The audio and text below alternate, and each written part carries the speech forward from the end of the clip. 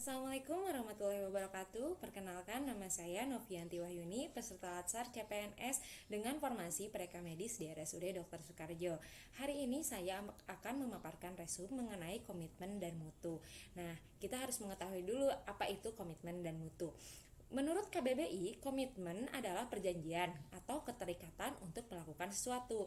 Lalu, mutu adalah baik buruk suatu benda, kadar, taraf, atau derajat, baik untuk kepandaian, kecerdasan, dan lainnya. Nah, dalam melaksanakan tugas dan fungsinya, setiap aparatur mesti dilandasi oleh kesadaran tinggi untuk memaknai esensi komite mutu dalam memberikan pelayanan kepada publik sesuai dengan Undang-Undang Dasar yang berlaku. Kemudian, perilaku adiluhung sebagai aparatur dapat diwujudkan melalui karakter kepribadian yang jujur, amanah, cermat, disiplin, efektif, efisien, kreatif, inovatif, melayani dengan sikap hormat, bertutur kata yang sopan dan ramah, berlaku adil atau tidak diskriminatif, kemudian bekerja tanpa tekanan, memiliki integritas tinggi, serta menjaga nama baik seorang ASN. Perilaku adiluhung ini akan mendorong terciptanya sebuah budaya kerja menuju good corporate governance. Pelayanan publik yang bermutu memainkan peran yang sangat penting dalam menciptakan lingkungan dan masyarakat yang lebih sejahtera, adil, dan inklusif atau dapat dijangkau oleh semua orang. Saat ini, peran pelayanan publik adalah untuk melindungi kesejahteraan masyarakat seiring dari penciptaan kondisi pembangunan sosial dan ekonomi.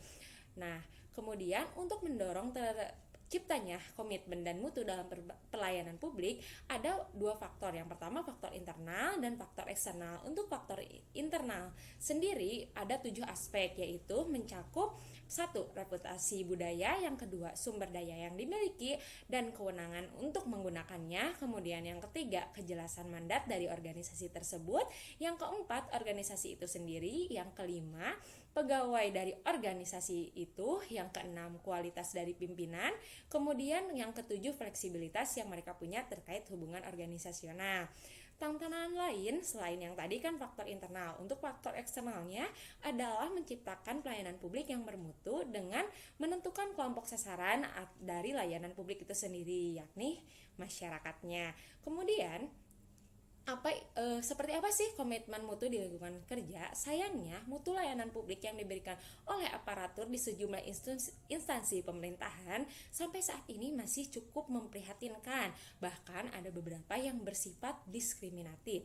Seiring kita mendengar bahwa pengguna layanan harus mondar-mandir tuh, seperti bolang pingpong menyelesaikan urusannya dari satu unit ke unit lainnya. Jadi dilempar dari satu unit ke unit yang lainnya. Kondisi ini terjadi kemungkinan karena masing-masing unit di instansi tersebut tidak peduli, bahkan tidak mengetahui apa yang dikerjakan oleh unit lain. Sebaliknya, mereka menuntut masyarakat nih yang harus lebih tahu dan memahami apa yang dikerjakan oleh masing-masing unit. Padahal harusnya unit mengetahui apa yang dikerjakannya dan menjelaskannya kepada masyarakat. Nah, selain itu perilaku PNS yang bermalas-malasan, tidak profesional, kurang bertanggung jawab, penyelenggaraan pemerintah yang tumpang tindih, dan prosedur kerja yang berbelit-belit dan tidak jelas aturannya menjadikan kita realitas tadi mendorong perlunya reformasi birokrasi, khususnya terkait reformasi budaya kerja aparatur agar dapat mewujudkan aparatur yang profesional dalam memberikan layanan prima kepada publik.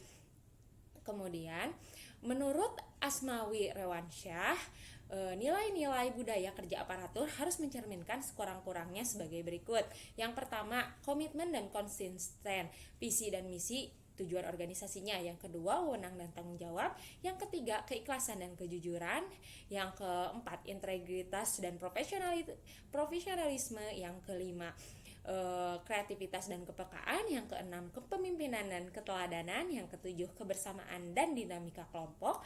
Yang kedelapan, ketepatan dan kecepatan. Yang kesembilan, rasional dan kecerdasan emosional. Yang kesepuluh, keteguhan dan ketegasan. Yang kesebelas, disiplin dan keteraturan kerja. Yang ke-12, keberanian dan kearifan. Yang ke-13, dedikasi dan loyalitas. Yang ke-14, semangat dan motivasi. Yang ke-15, ketekunan dan kesabaran.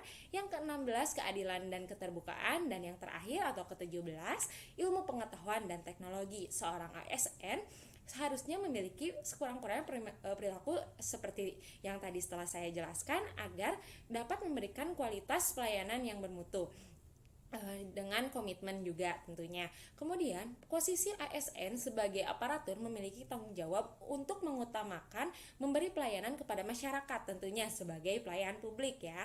Aparatur bekerja untuk kesejahteraan dan kepuasan masyarakat. Sehubungan dengan itu, pemerintah telah mengembangkan program reformasi pelayanan publik yang berorientasi pada pelayanan yang adil dan bermutu. Ada dua paradigma layanan yang diberikan ke aparatur untuk masyarakat. Yang pertama yaitu merujuk pada ketentuan perundang-undangan, yang kedua merujuk pada kebutuhan masyarakat tentunya. Dewasa ini sudah banyak program pemerintah pusat maupun pemerintah daerah yang digulirkan sebagai bentuk inovasi layanan publik, karena untuk mencapai kualitas dan mutu kita memerlukan inovasi. Misalnya kebijakan pemerintah dalam bentuk sistem pelayanan terpadu satu pintu, kemudian pelayanan terpadu satu atap, kemudian Surabaya single window, kemudian layanan mobile, pos keliling, perpustakaan atau taman baca keliling, percepatan waktu pelayanan, pemangkasan alur birokrasi, pemesanan tiket pelayanan melalui toko terdekat, adanya layanan online, komunikasi informasi berbasis web, dan sebagainya. Sangat banyak ya. Namun sayangnya dalam implementasinya program inovasi layanan belum didukung penuh oleh seluruh aparat yang ada di bawahnya. Masih ada oknum aparat yang mencoba-coba melakukan penyimpangan untuk sekedar mendapatkan imbalan material atau finansial demi kepentingan pribadi. Demikian pula dari pihak masyarakatnya nih sebagai pengguna pelayanan, karena sudah terbiasa memberikan suap agar tidak perlu antri atau didahulukan, maka pelayanan yang tadi itu berjalan kurang maksimal atau kurang sesuai dengan komitmen dan mutu yang dilakukan. Nah, di era kompetensi global ini, kinerja aparatur mesti mencerminkan sebagai knowledge worker atau pekerja yang berpengetahuan, memiliki kompetensi sesuai dengan yang dibutuhkan dalam formasi jabatan, dan mampu menetapkan skala prioritas atas target kinerjanya. Aparatur juga dituntut untuk memiliki pengetahuan yang mumpuni terkait bidang pekerjaan yang akan menjadi tanggung jawabnya, serta kemampuan untuk menguasai teknologi yang menunjang pekerjaannya. Maka dari itu, kita sebagai ASN atau CPNS harus selalu menggali pengetahuan-pengetahuan baru agar tidak ketinggalan zaman, melihat perubahan-perubahan, karena kita merupakan agent of change atau agen perubahan. Nah, sebagaimana yang tadi dikemukakan oleh Joko Santoso tentang perubahan lingkungan yang sangat cepat menuntut penyesuaian yang lebih sering pada cara kerja, jenis pekerjaan, dan kompetensi yang diperlukan. Jadi kita harus terus mengupdate ilmu kita agar tidak ketinggalan zaman. Nah, kemudian inovasi dalam pelayanan publik sangat terkait dengan kapasitas organisasi dan tuntunan lingkungan eksternal untuk melakukan perubahan yang lebih baik. Jadi, komitmen dan mutu sendiri tidak bisa lepas dengan inovasi agar mutu dari suatu pelayanan harus bisa menjadi lebih berkualitas. Mungkin sekian pemaparan dari saya. Mohon maaf apabila ada kesalahan sedikit dari saya. Dari kesimpulan sedikit tentang pelayanan publik yang bermutu itu tidak hanya dibebankan kepada pemerintah saja, tetapi harus semua aspek yang terdapat di dalamnya ikut andil dalam pelayanan yang bermutu. Terima kasih. Wassalamualaikum warahmatullahi wabarakatuh.